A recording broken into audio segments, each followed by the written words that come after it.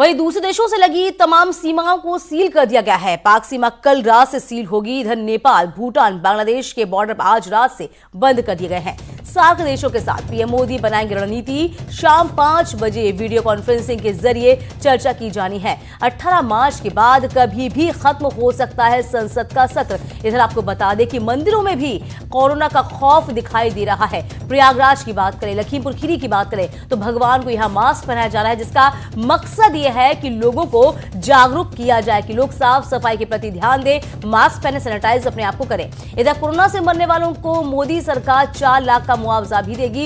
इधर अयोध्या में रामनवमी मेले पर भी अब संकट के बादल छा रहे हैं। इधर सीएमओ ने मेले को रोकने की सलाह दे दी है। बात उत्तराखंड की कर ले तो उत्तराखंड में कोरोना को महामारी घोषित कर दिया गया है। स्कूल कॉलेज के बाद सिनेमा हॉल भी बंद कर दिए गए हैं। दिल्ली आईआईटी में सभी क्लासेस रद्द कर दी गई हैं। छात्रों से हॉस्टल खाली करने को कहा गया है। फेसबुक $20 मिलियन की मदद देगा। इस तरह की खबरें हमें मिल रही हैं। इधर कानपुर में शुरुआती जांच के लिए येलो हेल्थ एटीएम की शुरुआत की गई है। 31 मार्च तक महाराष्ट्र में बंद रहेंगे मॉल। वहीं पश्चिमी रेलवे ने एसी कोच में बंद किए हैं कंबल और कंबल की जगह 3 चादर देगा रेलवे। बात आगरा की कर लें, जहां आगरा में 3 पीड़ित अस्पताल से डिस्चार्ज हो गए हैं। मथुरा जेल में कैदी मास्क बना रहे हैं।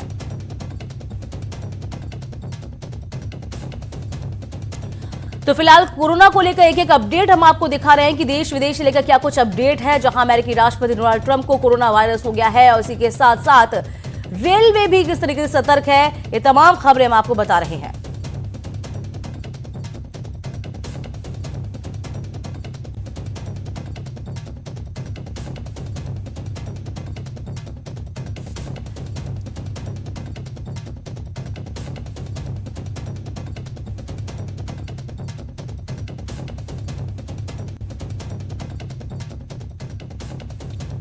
तो दुनिया में 1.5 लाख से ज्यादा लोग पीड़ित हैं। आपको बता दें कि करीब 6,000 लोगों की अब तक जान जा चुकी है। चीन की बात करें 3,200, इटली में 1,200 लोगों की मौत हुई है। भारत में 2 लोग जो है मौत के घाट उतर चुके हैं। अमेरिकी राष्ट्रपति डोनाल्ड ट्रंप का टेस्ट हुआ है कोरोना पॉजिटिव। ब्राजील अधिकारी से मिले थे ट्रंप, तो जो कोरोना पॉजिटिव थे ब्राजील के अधिकारी उनसे ट्रंप मिले थे, उनका भी टेस्ट किया गया है।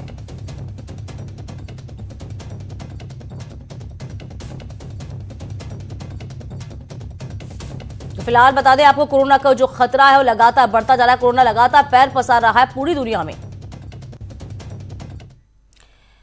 कोरोना से निपटने के लिए सार्क देशों के साथ पीएम मोदी रणनीति बनाएंगे। आज शाम 5 बजे वीडियो कॉन्फ्रेंसिंग के जरिए पीएम सार्क देशों के साथ चर्चा करेंगे। कोरोना को लेकर पीएम मोदी ने साथ में लड़ने की अपील की थी। इसमें सार्क देशों में पीएम के नेतृत्व में कोरोना से लड़ने की सहमति जताई गई थी।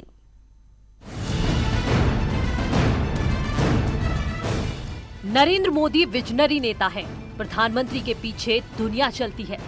कम से कम बीजेपी के नेता तो यही कहते हैं। लेकिन आज जब दुनिया के 100 से ज्यादा देश कोरोना कहर से जूझ रहे हैं, तो एक बार फिर से मोदी की ग्लोबल लीडरशिप क्वालिटी सबके सामने है। प्रधानमंत्री के ऑफिशियल ट्विटर हैंडल से शुक्रवार को ट्वीट हुआ, जिसमें पीएम ने लिखा, कोविड-19 से इस वक्त पूरी दुनिया लड़ाई लड़ रही है। दक्षिण एशिया के देशों में भी इसका असर दिख रहा है। ऐसे में सार्क देशों के प्रमुख से अपील करता हूं कि वो कोरोना वायरस से लड़ने के लिए एक साथ आएं। प्रधानमंत्री के ट्वीट के कुछ देर बाद ही दक्षिण एशियाई देशों के प्रमुखों का रीट्वीट आने लगा। श्रीलंकाई राष्ट्रपति ने ट्वीट कर लिखा, कोरोना वायरस के मसले पर श्रीलंका बात करने को तैयार है।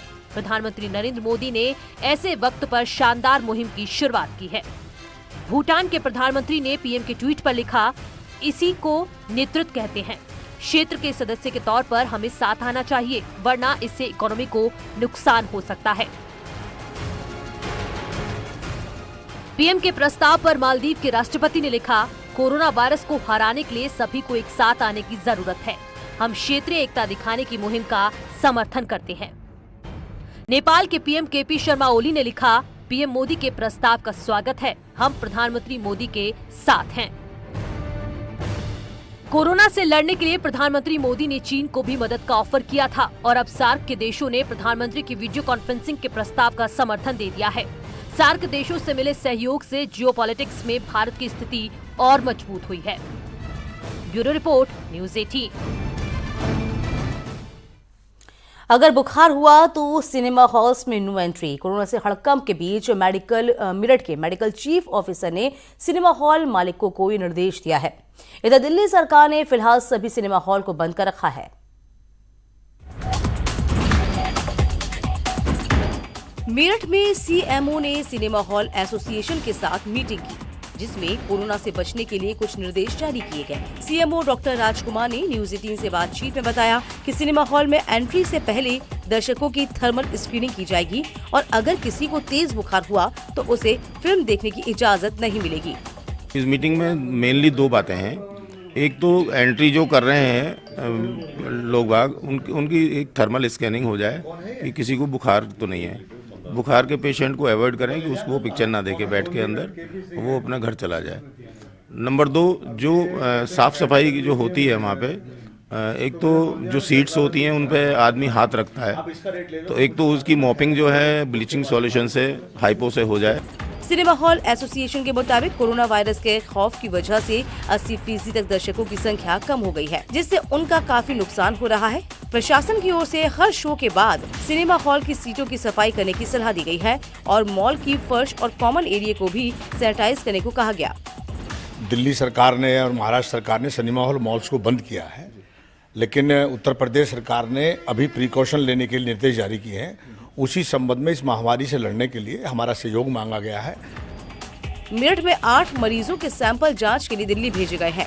अच्छी बात यह है कि इन सभी में कोरोना वायरस नेगेटिव पाया गया था, लेकिन सावधानी और साफ सफाई से ही कोरोना को मात दी जा सकती है। उमेश श्रीवास्तव, न्यूज 18। भले ही रेलवे एसी कोच में कंबल बंद करने जा रही है और साफ सफाई पर विशेष ध्यान दे रही है, इधर चंदौली के दीनदयाल जंक्शन से गुजरने वाली ट्रेनों को सैनिटाइज किया जा रहा है, लेकिन ट्रेनों में सफर करने वाले यात्रियों का कहना है कि साफ सफाई के नाम पर सिर्फ और सिर्फ खाना पूर्ति हो रही है।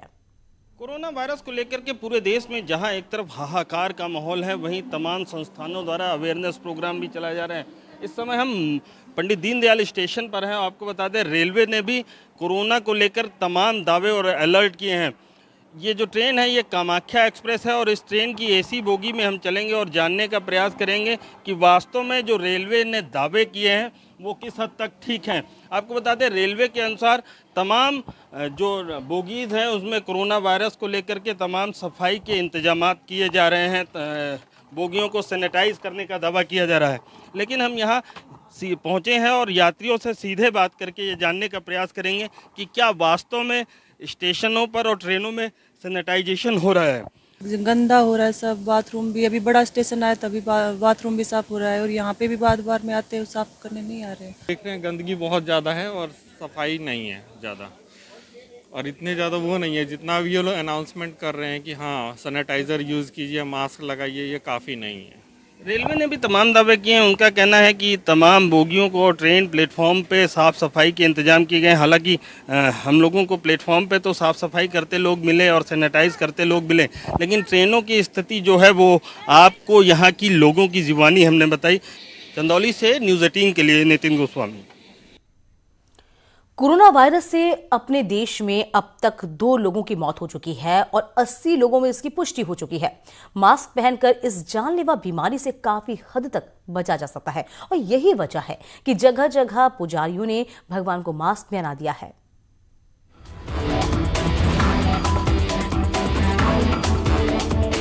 तीर्थराज प्रयाग के अरेला इलाके में स्थित श्री नागेश्वर महादेव मंदिर में देवी देवताओं की प्रतिमाओं को मास्क पहना दिया गया है। शिवलिंग और मंदिर के बाहर विराजे नंदी को मास्क पहनाया गया है। 2 लोगों की कोरोना वायरस के संक्रमण से मौत हो चुकी है। पूरे देश में अलर्ट है। धर्म और आस्था के देश भारत में लोग मंदिरों की ओर रुख कर रहे हैं। मंदिरों में पूजा अर्चना की जा रही है कि कोरोना वायरस का जो इफेक्ट है वो कम हो। भगवान को जो है वो मास्क पहनाया गया है। भगवान को हालांकि कोरोना से किसी तरह का खतरा नहीं है, लेकिन उसके बावजूद एक ये मैसेज देने की कोशिश की जा रही है कि जिस तरह से मंदिरों में साफ सफाई है उस तरह से लोग भी साफ सफाई रखें, मास्क पहने। स्वामी महेशाश्रम महाराज ने लोगों को कोरोना वायरस से बचाने के लिए स्वच्छता का संदेश दिया। कि भगवान सुरक्षित होते हुए, इच्छुत होते हुए भी उनको सुरक्षित रखने का प्रयत्न करते हैं। इसलिए प्रत्येक प्राणी को, स्वयं को, अपने परिवार को, अपने समाज को, अपने सभी प्रकार से सुरक्षित रखने का प्रयत्न करें। स्वच्छता सबसे प्रधान है, स्वच्छता। लखीमपुर खीरी में भी भगवान ने लोगों को कोरोना वायरस से सचेत करने के लिए मास्क पहन लिया। संकटा देवी मंदिर के पुजारी ने कोरोना वायरस को लेकर लोगों को जागरूक करने मंदिर भगवान को मास्क पहना दिया। साथ ही लोगों को हाथ धोने का संदेश भी दिया। ऐसा हम लोग ने एक प्रतीकात्मक तौर पर किया है, इससे लोग यहाँ पर आते हैं दर्शन करने, उनकी आस्था है भगवान में, तो वो ऐसा देख कर उसको अपनी आदत में डालें, हाथ धोएं, जिससे कि कोरोना वायरस से बचे रहें। उधर कानपुर में बिठूर के सिद्धेश्वर महादेव के मंदिर में बाबा के दर्शन से पहले मास्क लगाया अनिवार्य कर दिया है। बिना मास्क लगाए गर्भगृह में एंट्री बैन कर दी गई है। इतना ही नहीं, मंदिर में प्रवेश से पहले मंदिर प्रबंधन से जुड़े लोग भक्तों के हाथों को बकायदा सैनिटाइजर से साफ भी करवा रहे हैं। Bureau report, news 18। तो एक तरफ लोग कोरोना वायरस को लेकर भगवान को मास्क पहना रहे हैं और श्रद्धालुओं को हाथ साफ रखने का संदेश दे रहे हैं, वहीं दूसरी ओर मास्क और सैनिटाइजर के नाम पर ठगी का धंधा भी अब जोरों पर है। कोई नकली सैनिटाइजर और मास्क बनाकर लोगों की जिंदगी खतरे में डाल रहा है, तो कोई ताबीज बेचकर आस्था से खिलवाड़ कर रहा है।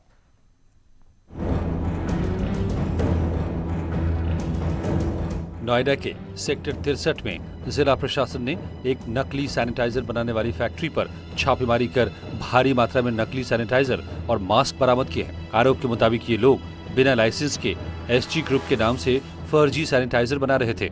यहाँ 100 से ज्यादा पेटी सैनिटाइजर बरामद हुई है।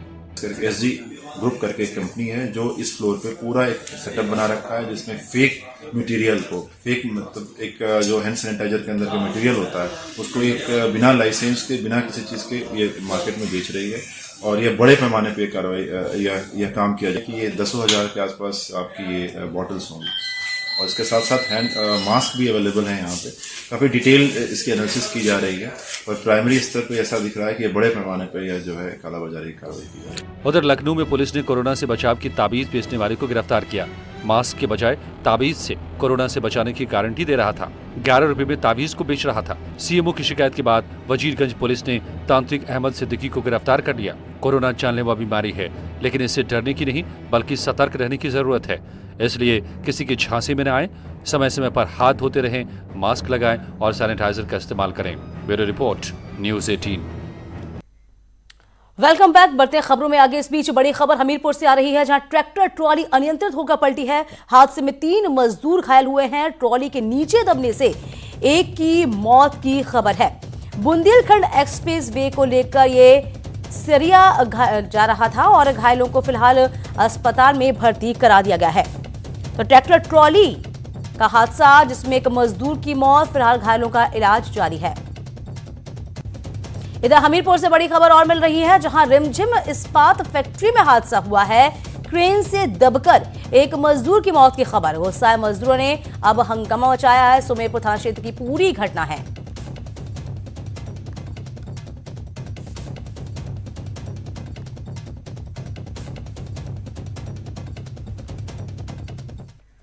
कानपुर की पुलिस लाइन में कई पुलिसकर्मी दौड़ लगाने लगे, जिसमें ज्यादातर इंस्पेक्टर रैंक के अधिकारी थे।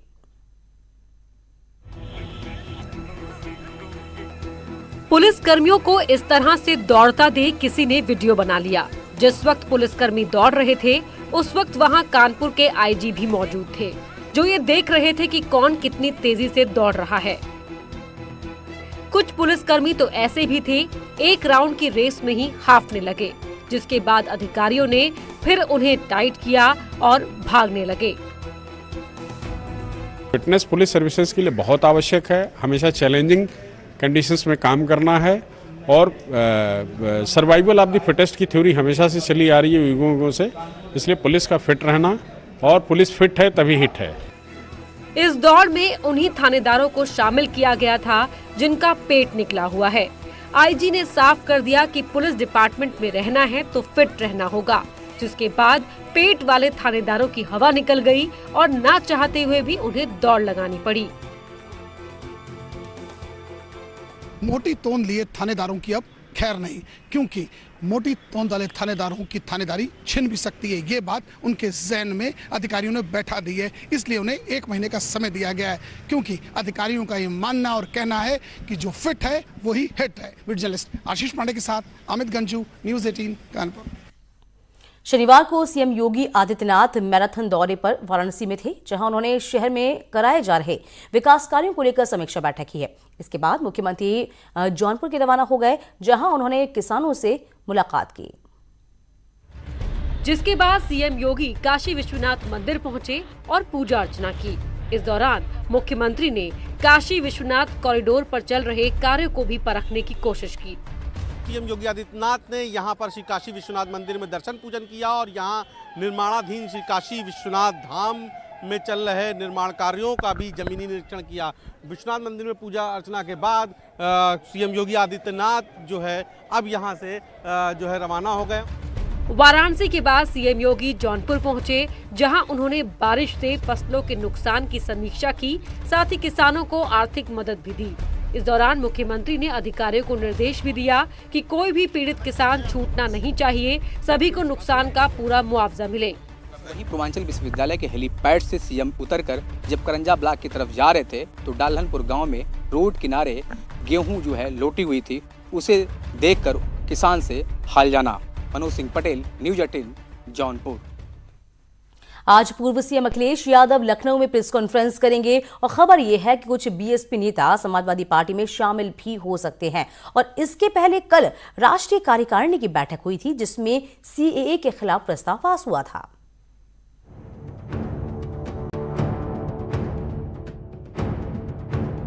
बैठक में एसपी अध्यक्ष अखिलेश यादव ने आगामी चुनाव को लेकर पार्टी की रणनीतियों के बारे में एग्जीक्यूटिव मेंबर को बताया, तो वहीं मीटिंग में यूपी सरकार और केंद्र की मोदी सरकार को घेरने की भी कोशिश की गई। देखिए, आजम खान जैसा नेता है वो केवल उत्तर प्रदेश का नेता नहीं है, सारा देश का नेता है। उनका पर फर्जी मामला लेके आके उनको आज जेल में भेज दिया। मीटिंग में ये भी तय किया गया कि अब समाजवादी पार्टी के नेता हर योगी सरकार की नीतियों के खिलाफ प्रचार करेंगे। हर महीने की 22 तारीख को एसपी कार्यकर्ता ब्लॉक लेवल पर पोल खोल अभियान चलाएंगे। भाजपा की नफरत की राजनीति का परिणाम है कि समाजवादी पार्टी के नेताओं और कार्यकर्ताओं का उत्पीड़न योजनाबद्ध तरीकों से किया जा रहा है। समाजवादियों ने आरोप लगाया कि योगी सरकार प्लानिंग के तहत एसपी कार्यकर्ताओं को परेशान कर रही है, जिसके खिलाफ अब हर महीने समाजवादी कार्यकर्ता साइकिल रैली भी निकालेंगे। अलाउद्दीन। मुरादाबाद में ग्राम गंगा नदी पर बने पुलिस को बैन कर दिया गया है। इसके बाद कुछ लोग जो पैदल ही अब पुल को पार करने में लगे हुए हैं। दरअसल ये पुल काफी जर्जर हो गया है, जिसकी वजह से इसे भी एहतियातन बंद कर दिया गया है और पुल की मरम्मत की जा रही है। इस बात की जानकारी लोगों को नहीं थी और जब लोग पुल पर पहुंचे तो रास्ता बंद मिला। आप देख सकते हैं लगभग 1 किलोमीटर से ज्यादा लंबा ये पुल है। काफी बार इसके रखरखाव की बात उठी, संबंधित विभाग ने थोड़ी बहुत मरम्मत की और इस पुल को चालू कर दिया, लेकिन अब पुल काफी ज्यादा पुराना हो गया है। जो इसके पिलर हैं उस पे ग्रीसिंग, जो बैरिंग है उसमें ग्रीसिंग की जरूरत है। इसकी जो साइड वाली वॉल है वो जर्जर हो गई है, जगह जगह से टूट रही है। जो पैदल चलने का यहाँ फुटपाथ है वो भी जर्जर हालत में है और जो पुल के बीच वाले हिस्से हैं आप देखेंगे उसमें भी काफी दरारें हैं। रख रखाव न होने की वजह से पुल काफी जर्जर हालत में आ गया था। मुरादाबाद का ये पुल दिल्ली लखनऊ रूट पर पड़ता है, जिसकी वजह से इस पर ट्रैफिक का काफी लोड रहता है। हर रोज हजारों की संख्या में ट्रक और छोटी गाड़ियां यहाँ से गुजरती हैं। सबसे ज्यादा समस्या उन लोगों को हुई जो बाइक से आते जाते हैं। लोग कितना परेशान है, सुबह लोग इस पुल से गुजरे, अब वापस आए तो पुल बंद कर दिया गया है। 2 पहिया वाहनों को अगर इस पुल से चलने की इजाजत होती तो कोई परेशानी नहीं होती। फिलहाल 28 मार्च तक के लिए पुल बंद रहेगा, लिहाजा वैकल्पिक रास्तों का इस्तेमाल करने में ही भलाई है। फरीद शमसी, न्यूज़ 18 मुरादाबाद। इसी के साथ इस बुलेटिन में अभी के लिए बस इतना ही।